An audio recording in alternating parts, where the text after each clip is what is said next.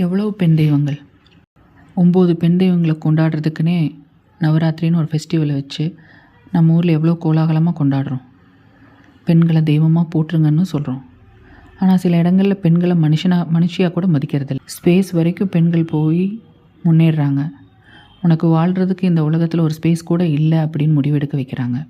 AI is going to rule the வேர்ல்டுன்னு சொல்கிறாங்க. உன் லைஃபுக்கான ரூல் உன்னால் செட் பண்ணிக்க முடியாதுன்னு நம்மளை தள்ளி விடுறாங்க. இதெல்லாம் ஏன் சொல்கிறேன்னா, அவினாஷில் இப்படி ஒரு இன்சிடென்ட் நடந்துச்சு இல்லையா, அதை பற்றி தான். 2 ஃபேமிலிக்கும் நிறையா பணம் இருக்குது.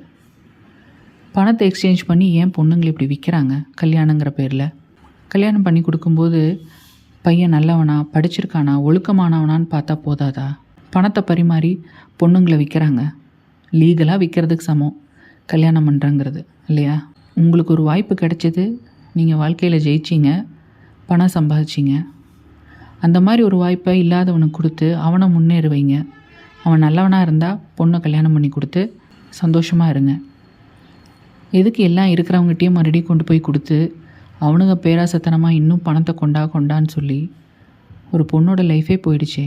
பிரிவோம் சந்திப்போம்னு ஒரு படம் இருக்குது. சேரன் சாரும் ஸ்னேகாவும் நடித்த படம். But feel good movie. அது இப்போ ரீசெண்டாக ஒரு 1 மந்த்க்குள்ளே பார்த்தேன் அந்த படத்தை பார்த்ததுலேருந்தே ஒரு vlog போடணுன்னு நினச்சேன்.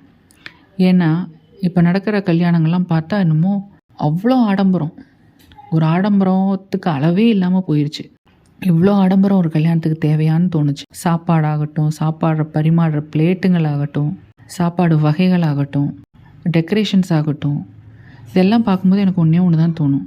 இந்த பொண்ணு மாப்பிள்ளையும் எவ்வளோ நாள் சேர்ந்து வாழ்வாங்க அப்படின்ட்டு.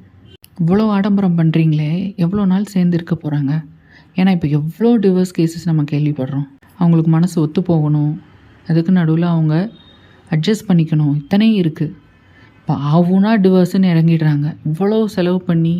அந்த மூவியில் 2 ஃபேமிலியுமே நல்ல வசதியான குடும்பம்தான். பையன் நல்ல வேலையில் இருப்பார். ஃபேமிலி என்ன ஹெரிடிட்ரியாக பழக்க வழக்கங்கள் வச்சுருக்காங்களோ அதேபடி எனக்கும் பொண்ணு பாருங்கள் அப்படிம்பாரு. பொண்ணுக்கு எந்த எதிர்பார்ப்பும் இருக்காது, அமைதியான பொண்ணாக இருக்கும்.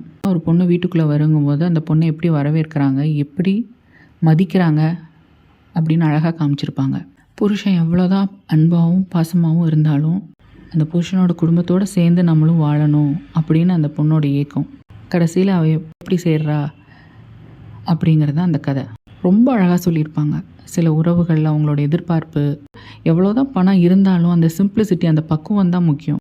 எங்ககிட்டயே பணம் இருக்குது, நல்ல ஒழுக்கத்தோடு எங்களுக்கு பொண்ணு கொடுக்குறீங்களா, நல்ல பழக்க வழக்கங்கள் சொல்லி எங்கள் வீட்டுக்கு பொண்ணு அனுப்பிச்சி விட்றீங்களா, அது போதும் அப்படின்னு சொல்கிறது தான் ஒரு நல்ல விஷயம். ஒரு பொண்ணை நான் ராணி மாதிரி பார்த்துக்கிட்டேன், ராணி மாதிரி வளர்த்தேன் அப்படின்னு சொல்கிறதுல என்ன பெருமை இருக்குதுன்னு எனக்கு தெரியல. நல்லது கெட்டது சொல்லி கொடுத்து வளர்த்துருங்க. நல்ல தைரியமாக இருக்கணும்னு சொல்லி கொடுங்க.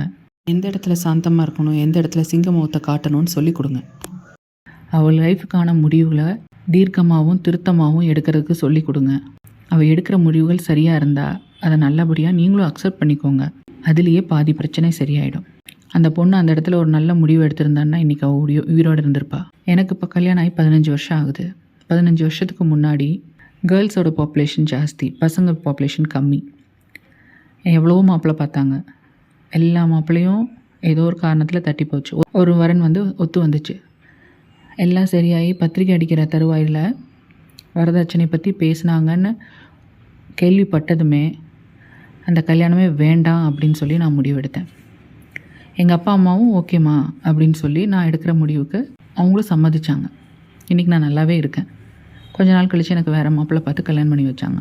எங்கள் அம்மா லைஃப்பில் சில விஷயங்கள் நடந்தது. அதனால் எனக்கு அந்த பக்குவம் இருந்தது. எது வேணும், எது வேண்டாம், இருக்கக்கூடாது, எது இருக்கணும் அப்படின்னு முடிவு எடுக்கிற பக்குவம் எனக்கு இருந்தது. நான் படித்த படிப்பு என்னை அந்த முடிவு எடுக்க வச்சது. இப்போது பொண்ணுங்க பாப்புலேஷன் கம்மி, பசங்க பாப்புலேஷன் ஜாஸ்தி. எங்கே கேட்டாலும் என் பையனுக்கு ரொம்ப நாளாக தேடுறேன், பொண்ணே கிடைக்க மாட்டேங்குதுங்கிறதான் சொல்கிறாங்க.